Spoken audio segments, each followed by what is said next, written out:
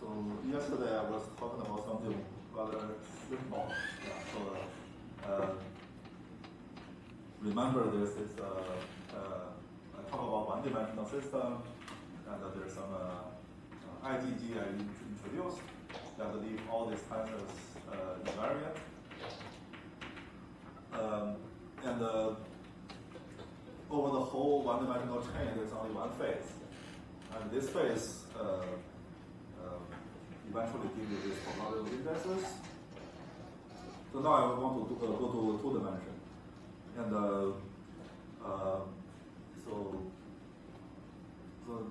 one natural thing I have to do is to describe how do I construct this SPT phases in say 2 dimension. But instead of doing that, so let me do something else first. So I will give you an example of SPT, symmetry enriched topological phase, which turned out to be somehow similar in terms of construction. And the result that we are obtaining here somehow will be useful when we construct this SPT. So let me mention this example of SPT, which is this Kagome Heisenberg problem. So now I'm talking about something very, very concrete. So I have this very simple model, just have customer models, anti-parametric customer model on this Kagome Heisenberg. So the question is, what's the ground state? This naive looping model, of course, this model has all these symmetries.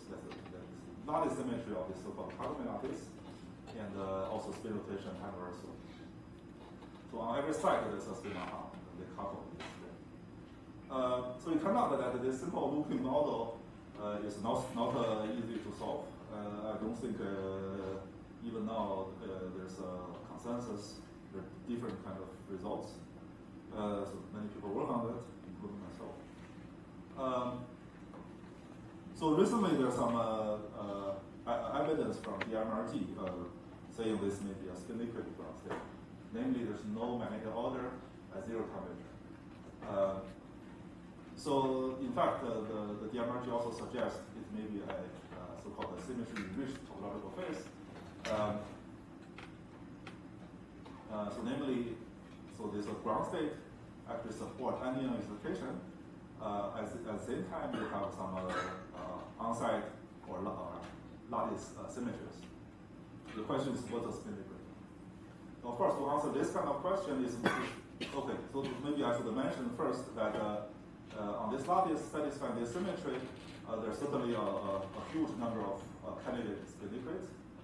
And the question is, which one of them is realized or possibly realized in this model?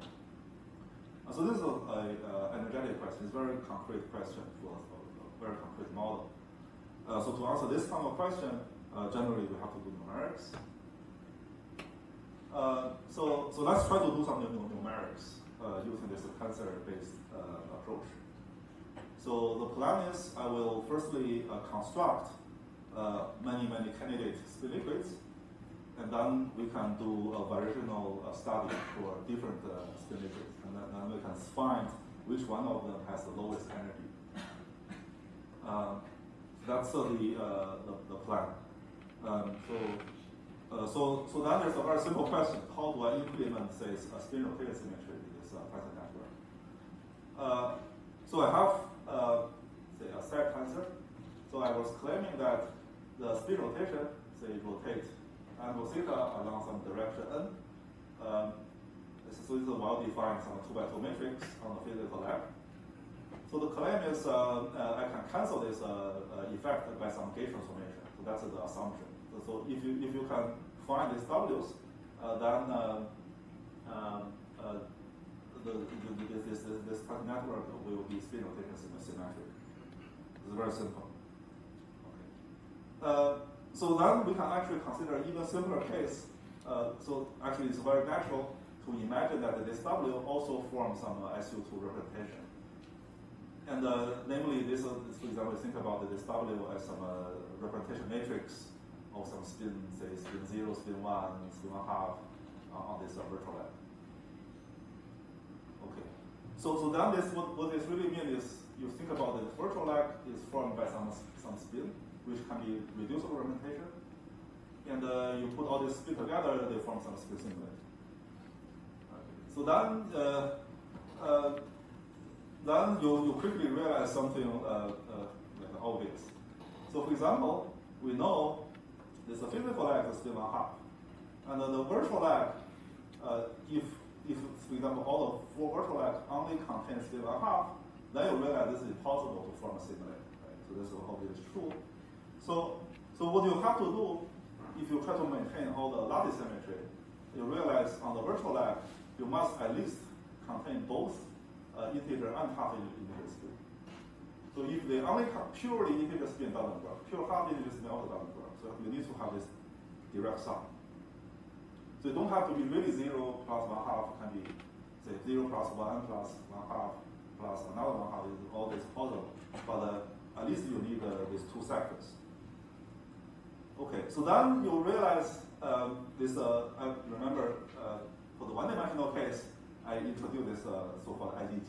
It's very simple, it's just a phase variable over the whole lattice, one phase variable over the whole lattice.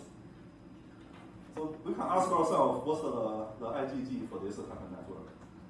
So by the spin rotation symmetry, you find this type of network has to satisfy some non-trivial IgG, which is not a phase, but some matrix. So the reason is very simple. You think about you have this tensor, which sort of was constructed like this, and then you just do a 2x spin rotation everywhere. So then you know the tensor come back to itself. But on the physical lag, it's just pick up some overall -1 because it's spin 1/2. But on the virtual lag, it's not a phase; it's a matrix. Because I claim that you have to have these blocks. Okay. So then what you realize is, you apply this J gauge transformation. J square is identity, obviously. You do this on the virtual lag only.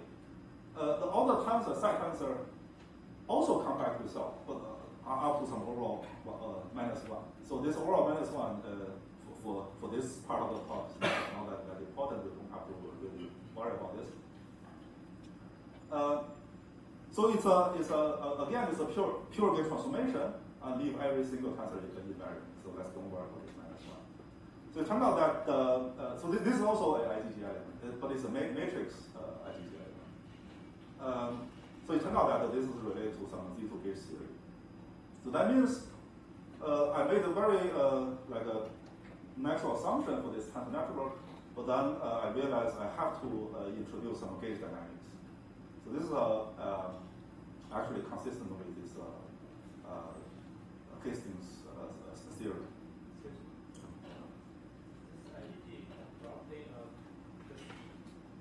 General tensors where the lag carries very different or it's just small. And if I give you a tensor, I tell you this physical lag is 0.5 and the other lag carries some. You have to preserve symmetry, the lattice symmetry. Let's say translation symmetry. You need to, so for example, if you require, so this is like you have all number of spin 1/2 per unit cell, then you can show this is always there. So for any tensor, if you assume this is on the virtual lag representation, it's very natural, just pop up. Yeah, so. Do you need a translation symmetry as well? Yeah, you need translation. So that's you need this unit cell. Okay, so yeah, so that just means that if you try to realize some symmetric state, you have to consider the gauge dynamics. And but apart from this matrix IgG, don't forget that we also have this possible phase multiplication, which can also give us some. But maybe at this moment we don't have to worry about it. So let me quickly mention why this is give you some Z2 gauge dynamics.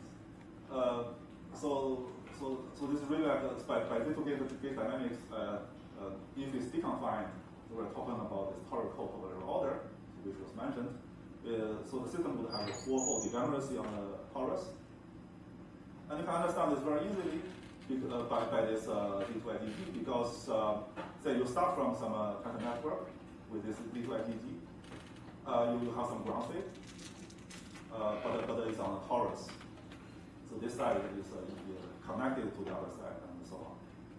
But then you can apply this J string.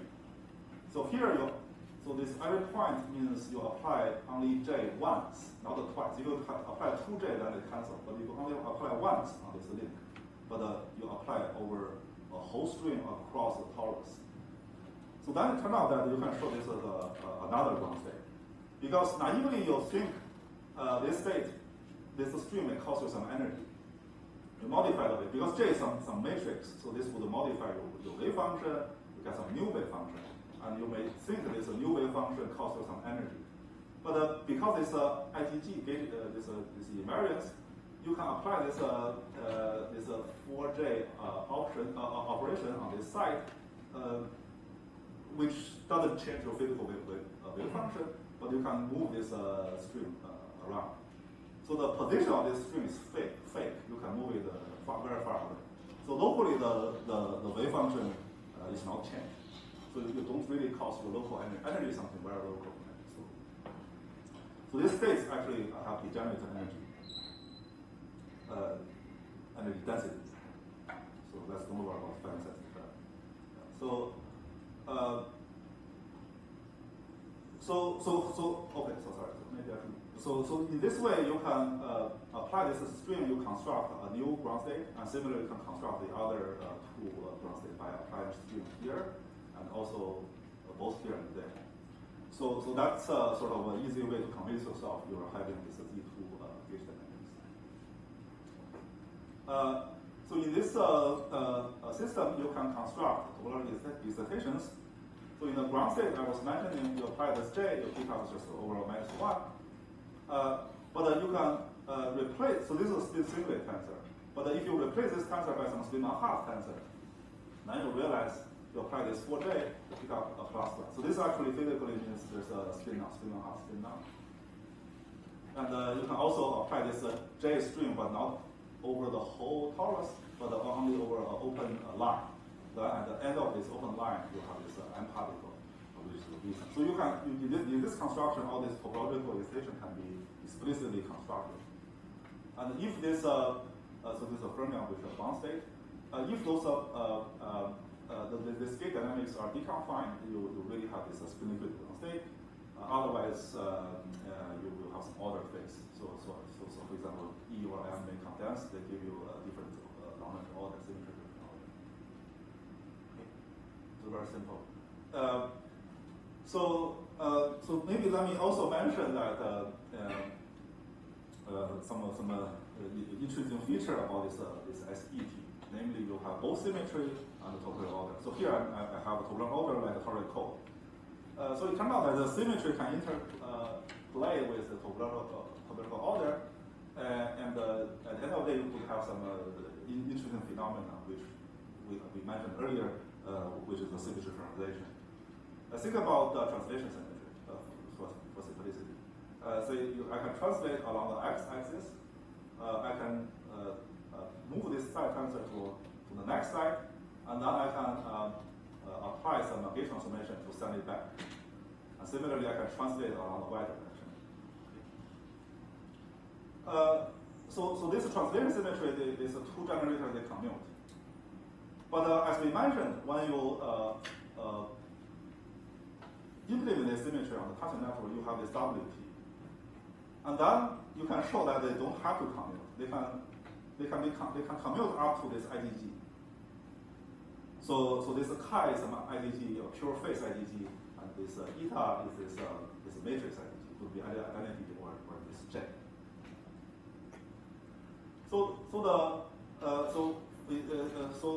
out that this chi can always be tuned away, but this eta index actually is physical. So if eta is identity, so even after I implement the tensor network, this two translation they commute. But if ether is J, then it actually labels a new SET phase.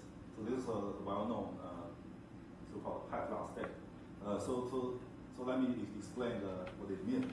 So think about you apply this four translations in this fashion.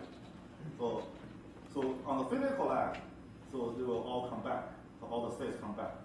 But on the virtual lab, you pick up this overall J. So this overall J,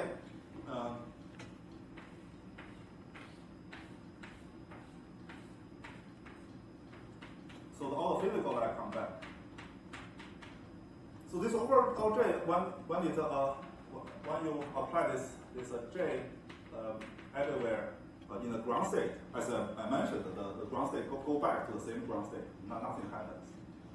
But if you have some anion excitation, you have some E particle here, and you have some other E particle somewhere else, by modifying this tensor from spin singlet to some spin doublet, then it tells you that after the transformation, you will pick up some -1 for this E particle, and also pick up some -1 for that E particle. So yeah, physically it means this E carries some fractional translation quantum number. So although physical state, the global physical state still have this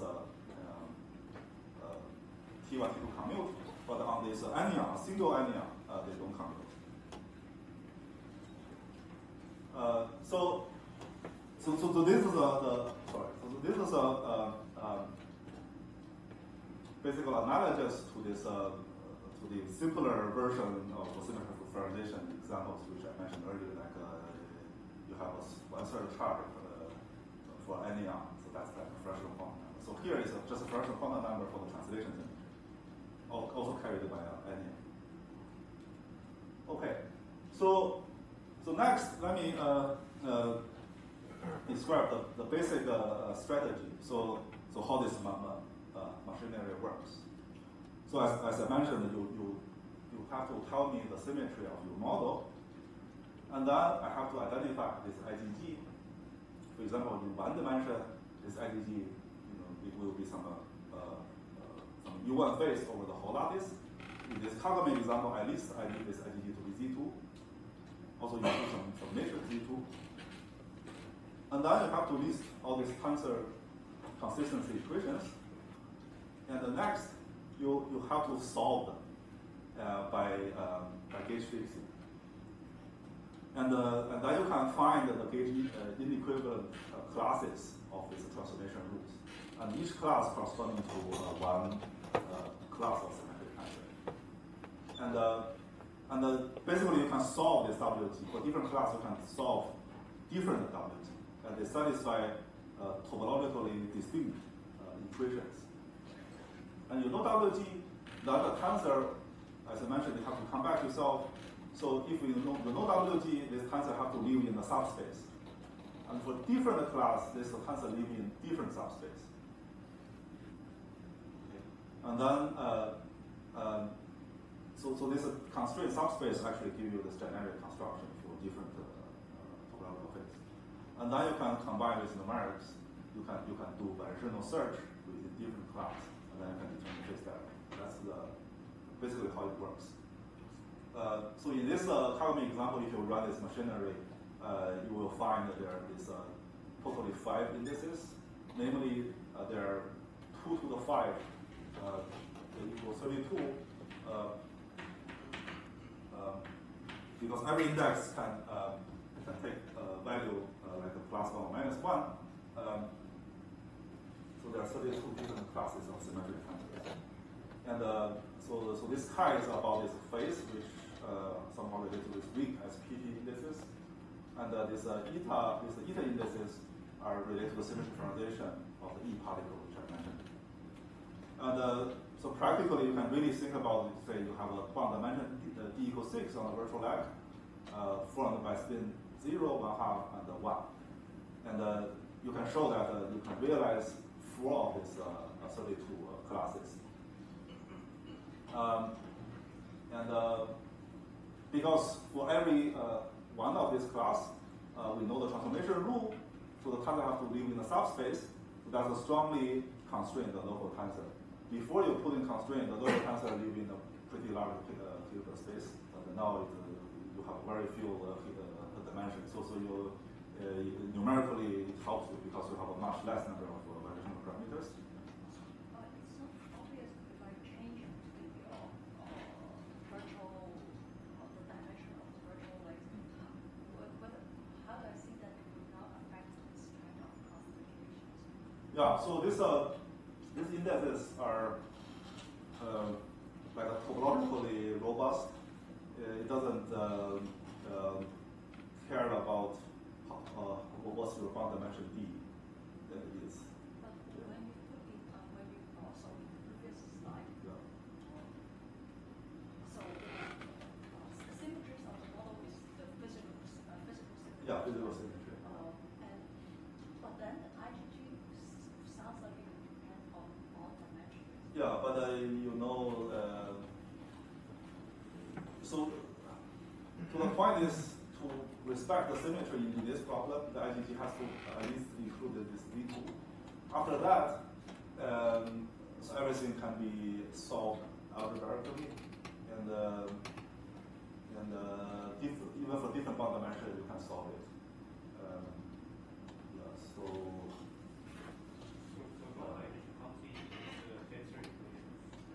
It comes in later after you do this gauge fixing.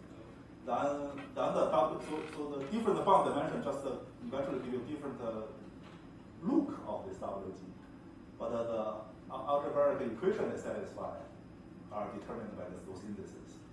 And those are determined earlier. You determine these indices earlier, and then you can fix gauge to determine the form of the WG. So when you say that this is C2 symmetry, this is the spin. Yeah. So in this case, it would be the S2 spin symmetry. Yeah, it's like that. Yeah, yeah. Like this D2 is like a two-by spin notation. Two-by spin notation. If you not two-by, then it's not like. Like then it's not C2. It's not good.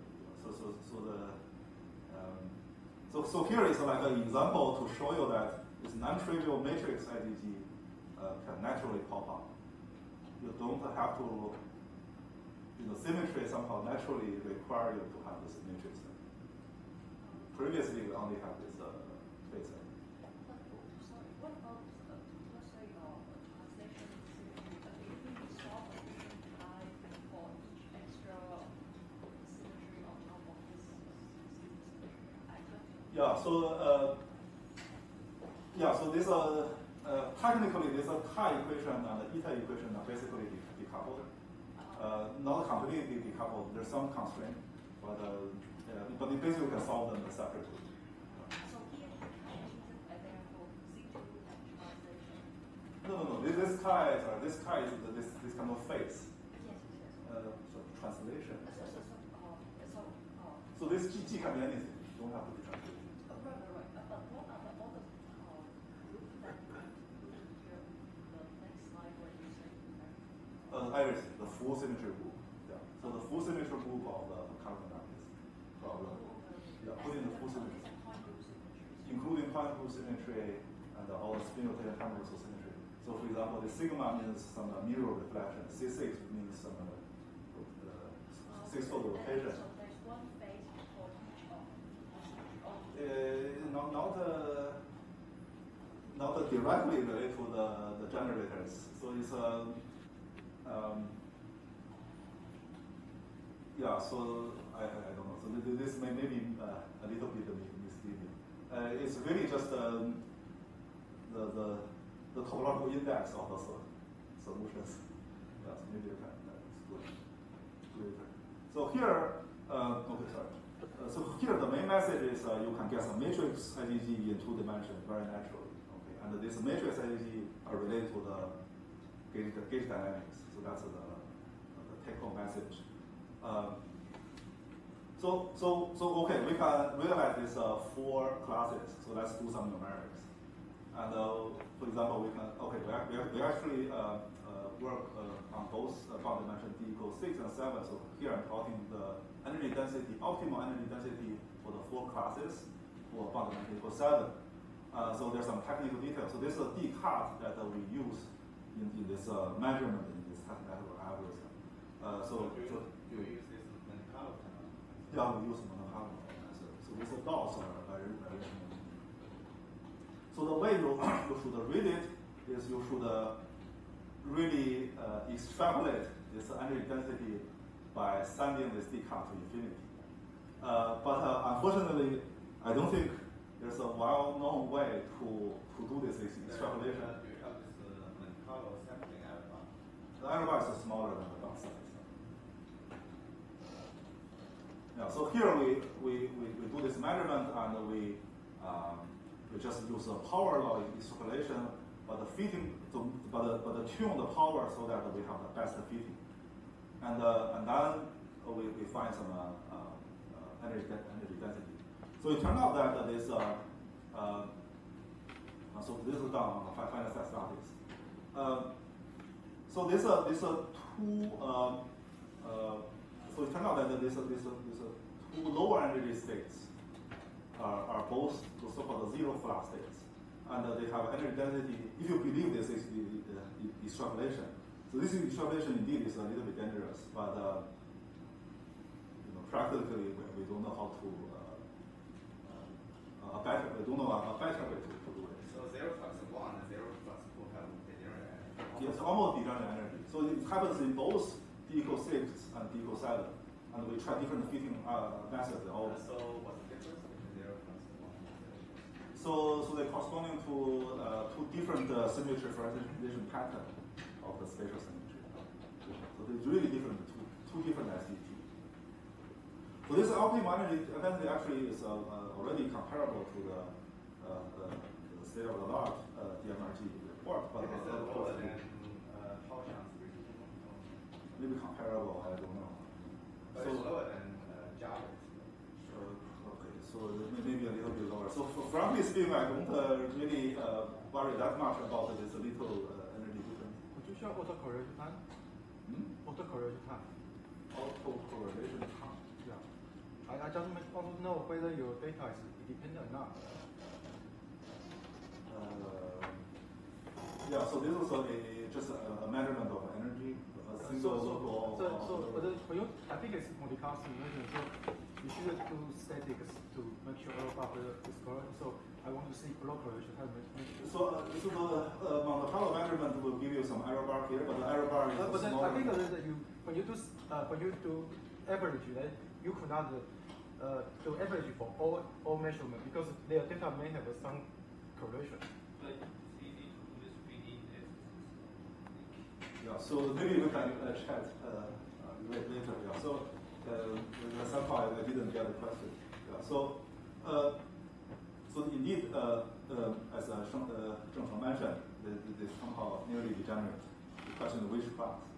So there, of course, so it turned out that these two zero flux states also have a more traditional name, which was given by such that so Q1 equal Q2 and Q1 equal minus Q2.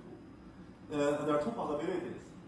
One possibility is the energy density are different, but so different, so small that our numerals couldn't tell. This could happen. But there's another possibility which I think is more interesting. So they could indeed share the degenerate energy density. And there's a physical reason behind it if this happens. How many variational primes do you have? For the d equals 7, you have a 42. 42. So you just do this brute force variation. Brute force conjugate gradient. So it turned out that there's another candidate spin equations which are so-called U1 Dirac spin equations. So this state, the low energy theory are described by 2 plus 1 QED. Fermionic spin uncoupled to U1 gauge field with Dirac dispersion. It turned out that both this Q1 equal Q2 and Q1 equal minus Q2 are descendant states starting from this parent state. So namely, you start from here, you try a different Higgs mechanism, you can get it to the two different zero flux states. So what that means is, if your two ground states happen to be